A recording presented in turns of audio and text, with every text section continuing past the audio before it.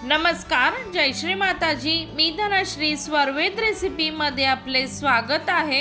आज मी तुम्हाला गुलाबजाम मोदक बनवून दाखवणार आहे।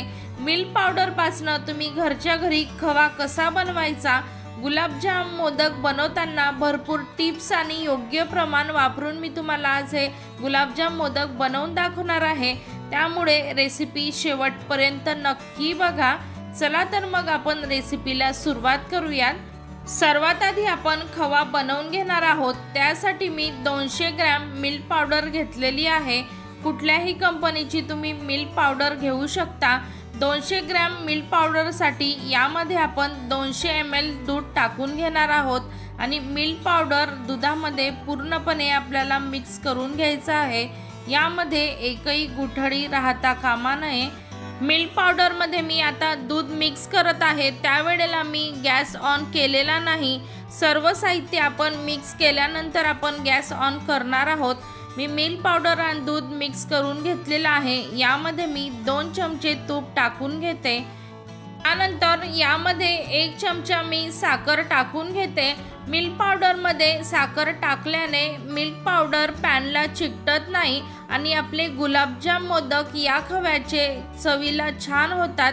त्यासाठी यामध्ये 1 चमचा साखर टाकायची आहे। गॅस मंद आचेवर ठेवून मी एकसारखं या चमच्याने याचा घट्टसर गोळा होत नाही तोपर्यंत असंच मिक्स करत राहणार आहे। जेव्हा आपण मिल्क पावडरचा खवा घरी बनवतो त्यावेळेला आपल्याला नॉनस्टिकचेच भांडे आपल्याला वापरायचे आहे। जर तुम्ही इतर भांड्यांमध्ये हा खवा बनवला तर तो एखाद्या वेळेला पातेल्याला चिटकू शकतो। त्यामुळे आपल्याला नॉनस्टिकच या ठिकाणी पॅन वापरायचा आहे। अशा छान छान रेसिपी बघण्यासाठी माझ्या स्वरवेद रेसिपी चॅनलला सबस्क्राइब करा। त्याशेजारील बेल आयकॉनचे बटन नक्की दाबा, म्हणजेच मी जी रेसिपी टाकेल ती सर्वात आधी तुमच्यापर्यंत पोहोचेल। 10 मिनिटं चमच्याने एकसारखं हलवत घट्टसर आपला गोळा तयार झालेला आहे, म्हणजेच आपला मिल्क पावडरचा खवा तयार झालेला आहे। आपल्याला हा खवा जास्त घट्ट करायचा नाही, कारण जेव्हा आपण हा थंड करतो तेव्हा तो घट्ट जास्त होतो। त्यासाठी आपल्याला थोडासा लुसलुशीत या ठिकाणी ठेवायचा आहे। हा खवा मी याच पॅन मध्ये थंड होऊ देते। खवा थंड होतो तोपर्यंत आपण साखरेचा पाक तयार करून घेणार आहोत। या इथे मी 2 वाट्या साखर घेतलेली आहे। जितकी आपण साखर घेतली आहे तितकंच आपल्याला यामध्ये पाणी टाकून घ्यायचं आहे, म्हणजेच मी यामध्ये 2 वाट्या पाणी टाकून घेते। जर तुम्ही वजनी प्रमाणात जर साखर मोजाल तर ही 500 ग्रॅम मी साखर घेतलेली आहे आणि यामध्ये मी 300 ml पाणी टाकलेलं आहे। साखर पाण्यामध्ये वितळत नाही तोपर्यंत आपल्याला चमच्याने असंच एकसारखं हलवत राहायचं आहे। साखर पाण्यामध्ये वितळलेली आहे। या साखरेचा आपल्याला एकतारी पाक तयार करायचा नाही, त्यामुळे आपण हे असंच 5 मिनिटं फक्त उकळवून घेणार आहोत। 5 मिनिट साखरेचा पाक छान उकळलेला आहे। यामध्ये मी अर्धा चमचा वेलची पूड टाकून घेते। 10 ते 12 पाकळ्या केशरच्या टाकून घेते आणि केशर आणि वेलची पुन्हा आपण 2 मिनिटं यामध्ये उकळवून घेणार आहोत, म्हणजेच केशर आणि वेलचीचा फ्लेवर या पाकामध्ये छान उतरेल। 2 मिनिट पाक उकळलेला आहे। वेलची आणि केशरचा फ्लेवर छान पाकामध्ये उतरलेला आहे। गुलाबजाम मोदकसाठी आपला पाक तयार झाला हे कसं ओळखायचं? अशा प्रकारे बोटाला फक्त चिकट लागलं की समजायचं आपला पाक तयार झालेला आहे। आपल्याला एकतारी पाक तयार करायचा नाही। गॅस बंद करून मी हा पाक असाच बाजूला ठेवते। खवा थंड झालेला आहे। 200 ग्रॅम मिल्क पावडर मध्ये आपला 400 ग्रॅम घरच्या घरी खवा तयार झालेला आहे।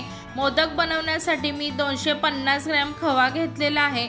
बाकीचा मी वाटीत बाजूला काढून ठेवलेला आहे। गुलाबजाम मोदक बनवण्यासाठी हा जो आपण खवा घेतलेला आहे तो खवा आपल्याला मॅश करून घ्यायचा असतो। हा मिल्क पावडरचा आपण बनवलेला आहे, त्यामुळे यामध्ये गुठळी नाही। जर तुम्ही विकतचा बाहेरून आणला त्यामध्ये गुठळ्या असतात, त्यामुळे आपल्याला तो खवा मॅश करून घ्यावा लागतो। चिमूटभर यामध्ये बेकिंग सोडा टाकून घेते।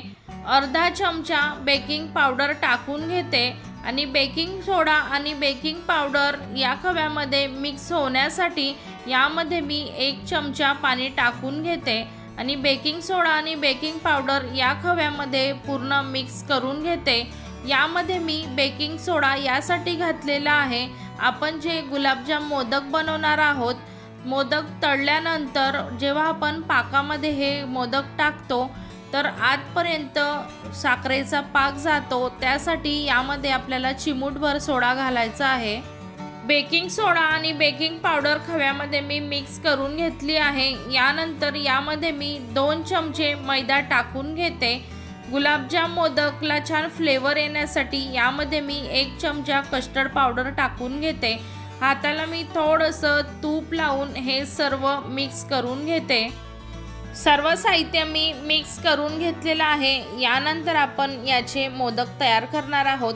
या इथे मी मोदकाचा साचा घेतलेला आहे। या साच्यामध्ये मी तूप लावून घेतलेला आहे, म्हणजेच आपला मोदक पटकन या साच्यामधून निघेल।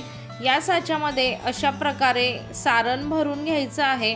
अगदी प्रेस करून करून चारही कोपऱ्यांना आपल्याला प्रेस करून सारण भरायचं आहे आणि मस्त असा आपला या साच्यामधनं मोदक तयार होणार आहे। तुम्ही पाहू शकता अगदी मस्त असा आपला मोदक बनवून तयार आहे। अशाच प्रकारे मी सर्व मोदक तयार करून घेते।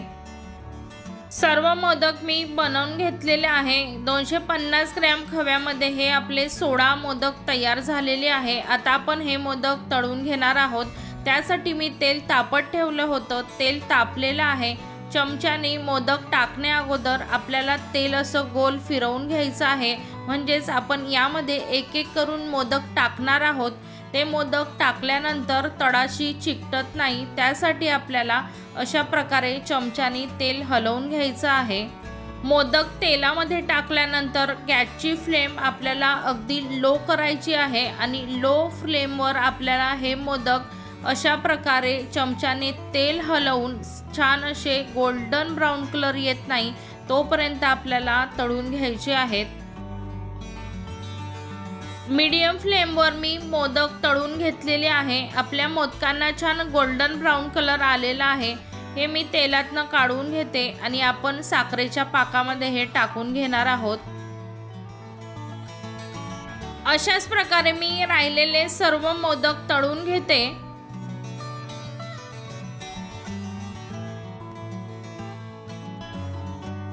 एक एक बॅच करून मी सर्व मोदक तळून घेतले आहे। पुन्हा आपण हा साखरेचा पाक गरम करून घेणार आहोत। वरतून क्रिस्पी झालेले मोदक वरतून मऊ होतील यासाठी आपल्याला हा पाक 2 मिनिटं गरम करून घ्यायचा आहे।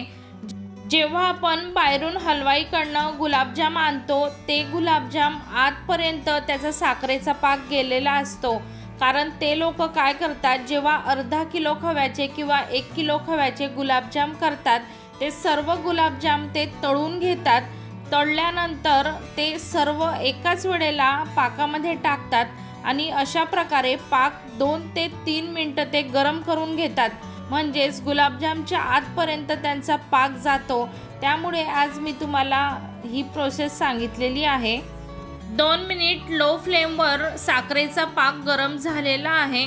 हा साखरेचा पाक थंड झाल्यानंतर यावर झाकण ठेवून मी हे मोदक रात्रभर या पाकामध्ये मुरू देणार आहे। तुम्हाला ज्या दिवशी गणपती बाप्पाला नैवेद्य दाखवायचा असेल त्याच्या आदल्या दिवशी हे मोदक तुम्ही बनवायचे आहेत। आपले गुलाबजाम मोदक तयार आहे। तुम्ही पण यावर्षी तुमच्या गणपती बाप्पासाठी गुलाबजाम मोदक नक्की बनवा। तुमचे मोदक कसे झाले मला कमेंट करून सांगायला विसरू नका आणि तुम्हाला माझी आजची मोदकाची रेसिपी कशी वाटली मला कमेंट करून नक्की सांगा आणि रेसिपीला लाईक करा, माझ्या रेसिपी भरपूर शेअर करा। तुम्ही माझा आजचा व्हिडिओ बघितल्याबद्दल धन्यवाद। अशाच आपण एका पुढच्या छानशा रेसिपीला भेटणार आहोत। तोपर्यंत बाय बाय। जय श्री माताजी।